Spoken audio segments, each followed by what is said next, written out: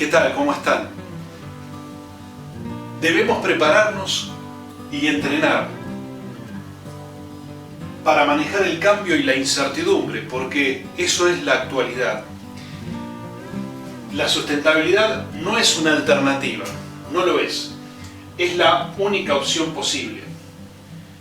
Debemos pasar de organizaciones básicas de supervivencia a el desarrollo y de allí a la sustentabilidad.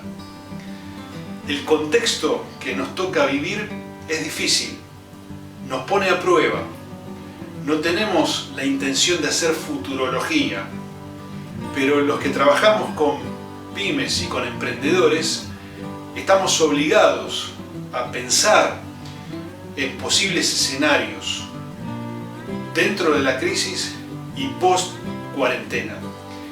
Y queremos compartir con todos ustedes algunas reflexiones al respecto sobre la economía, la cuarentena y las pymes. Vamos a ver el tema de la economía y las finanzas desde el punto de vista de lo macro, ¿no es cierto? Vamos a dejar los números para los economistas, vamos a hablar de la cuestión macro. Esto es una pandemia mundial que nos encuentra a nosotros dentro de un sistema en donde podemos definir tres tipos de modelos. Hablemos de modelos cerrados, modelos mixtos y modelos abiertos. El modelo cerrado lo podría representar países como China, Cuba, Corea del Norte, Vietnam, Laos, Venezuela. Del lado del modelo abierto podríamos hablar de Hong Kong, Singapur y Nueva Zelanda. Y después en el medio, en el modelos mixtos, tendríamos, por ejemplo, países del tipo Suecia, que buscan, digamos, una identidad tratando de encontrar un equilibrio entre estos dos tipos de modelos. Hacia la izquierda podríamos colocar a Rusia y hacia la derecha a Estados Unidos. Por supuesto que esto es una cuestión teórica, práctica y que nos sirve para identificar dónde estamos parados en un mundo que a su vez, dentro de este esquema, lo que tiene a nivel de marco es un modelo abierto. Es decir, el modelo cerrado, el mixto y el abierto funcionan dentro de un modelo abierto. ¿Por qué ocurre esto? Y bueno, obviamente por la tecnología, por la comunicación, por la globalización. Entonces, es un mundo interconectado. Al ser interconectado es un mundo abierto y dentro de ese mundo abierto funcionan estos tres modelos. La diferencia entre uno y otro podemos establecerlo por 4 elementos, podríamos agregar algunos otros, pero no importa, con esto nos va a bastar. ¿Qué caracteriza un modelo más abierto o más cerrado? Bueno, el imperio de la ley, si hay respeto del derecho de propiedad, el tamaño del Estado, si la carga fiscal, la salud fiscal, ¿no? El peso que tiene el tamaño del Estado, el peso, digamos, dentro de lo que sería la estructura general de una organización, de un país. La eficiencia regulatoria, o sea, la libertad que tienen los empresarios, la libertad para trabajar, para contratar personal, la libertad monetaria. Los mercados abiertos, ¿no es cierto? ¿Cuánta libertad existe en los países para comerciar, para invertir y para manejarse en los mercados de capitales, en los mercados financieros? Entonces, esto definiría un poco cada uno de los modelos, los países integrados a un mundo totalmente interconectado. Y cuando hablamos de un mundo interconectado, lo que ocurrió aquí es que ese mundo se apagó. Entonces, ¿cómo funciona el mundo? Para entender cuáles son las consecuencias de haberlo apagado y de haberlo hecho no de forma estratégica, sino en forma aislada. Primero pensemos en cómo funciona el mundo y sus circuitos. El mundo recibe ingresos y a su vez hace pagos. Es decir, es un flujo de fondos que ingresa a través de pagos por importaciones, comercio exterior, la parte financiera también podríamos incluirla allí, y el mundo también genera pagos. ¿A quién le genera pagos? A las empresas productoras comerciales de servicios, que a su vez tienen vinculación con los gobiernos. ¿Cómo se vinculan? Y bueno, los gobiernos le compran mercaderías, bienes y servicios a través de licitaciones y también de gastos corrientes, y por lo tanto las empresas también les generan flujo de fondos a los gobiernos a través de los impuestos. A su vez los gobiernos les generan transferencias a las familias y las familias retornan esa parte de esas transferencias en impuestos. Entonces este es el círculo en donde funciona gobierno, familia y empresas. Pero por supuesto las familias compran bienes y servicios a las empresas y las empresas retornan a través de sueldos, salarios, comisiones a las familias. Por supuesto, una parte de los ingresos de la familia va a parar a las empresas financieras, ¿no es cierto?, a las entidades financieras, que a su vez prestan ese dinero y te generan flujo de fondos a las empresas a través del crédito, ¿no es cierto? Y esto realimenta el circuito. Esto es esquemático, digamos, es algo simplificado de cómo funciona el mundo, los gobiernos, las familias y las empresas. Por supuesto que si uno apaga la perilla de la economía mundial, lo que va a tener son consecuencias. ¿Qué es lo que estamos viendo hoy? La parálisis de actividades productivas.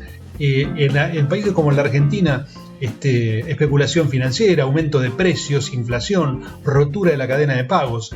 Y por supuesto, dentro de este esquema, en el corto plazo, y lo aclaramos bien, hay algunas industrias que por una cuestión de necesidad y de emergencia están funcionando. La industria alimenticia, el sector agropecuario, supermercados, industria farmacéutica, la sanidad, todas esas están en funcionamiento.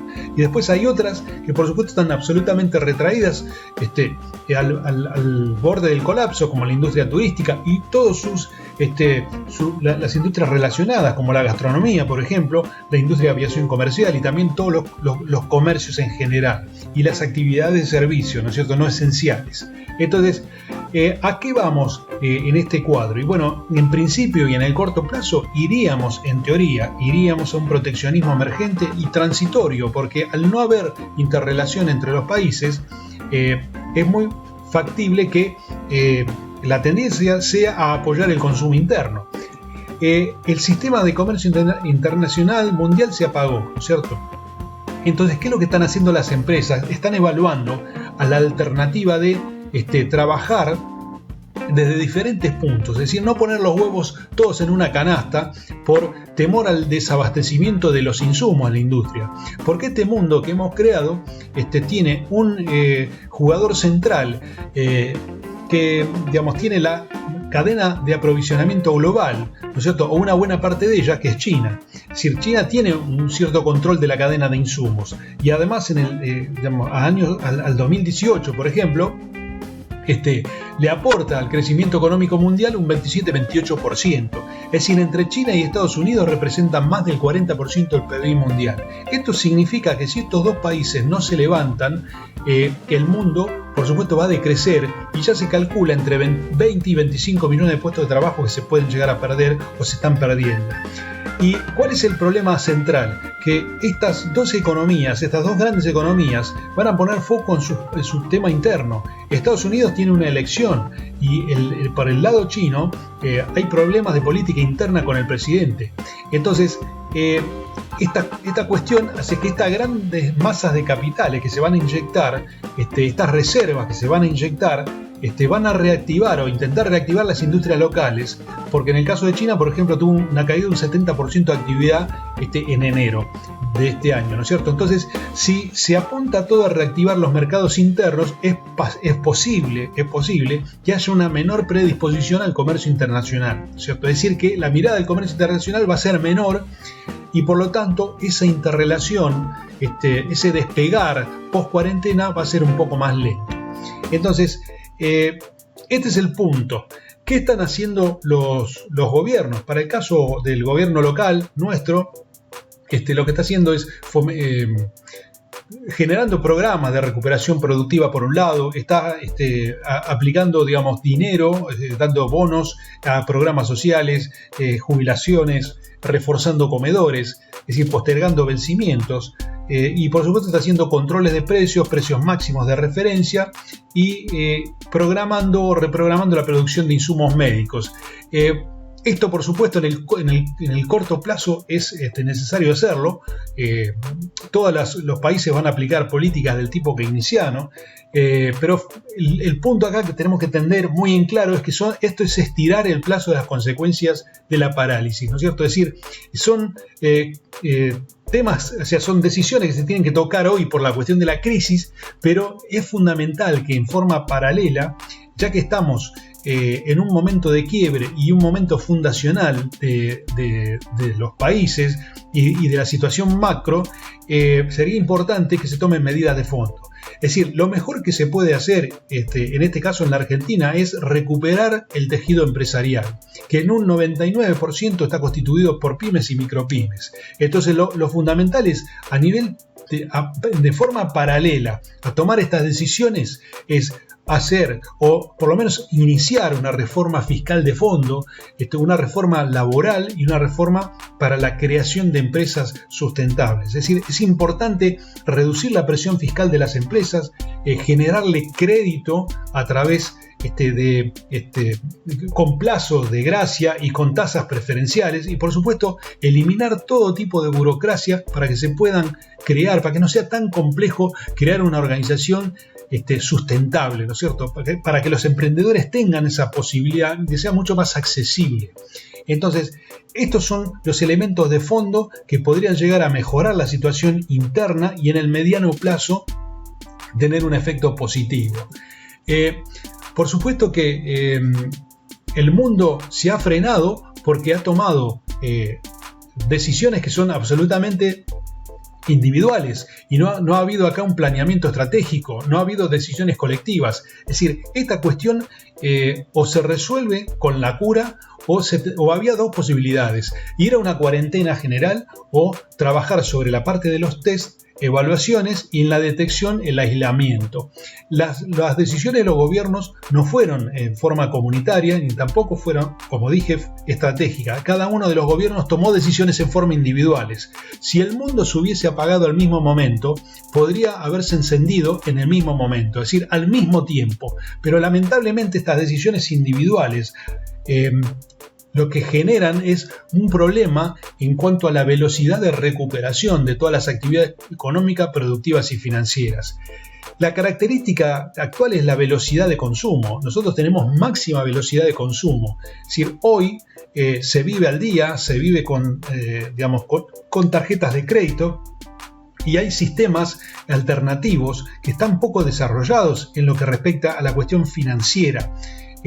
Más allá de los mercados de capitales para las pymes y para los emprendimientos estoy hablando, ¿no es cierto? Entonces, la post-crisis podría llevar a las empresas a volver al concepto del ahorro, no como práctica permanente, sino como una idea de organizar fondos de contingencia, ¿no es cierto? Y también podrían crecer a la luz de estas situaciones y de el enorme costo financiero que generan las alternativas tradicionales, de sistemas alternativos, solidarios o cercanos, que puedan ser un mix con los gobiernos o que puedan surgir con un formato cooperativa dentro del sector de la tercera economía. Si la post-crisis nos puede encontrar en la pelea por la reactivación y en donde el marketing va a seguir haciendo su trabajo, tratando de imponer la marca, trabajando sobre el posicionamiento, bombeando el consumo por un lado, y por el otro la experiencia traumática podrá obrar como un freno. Esto en el corto plazo es posible que esta batalla en el corto plazo la ganen las experiencias traumáticas, pero en el mediano y largo plazo es posible que el marketing vuelva a ser una palanca importante para el consumo.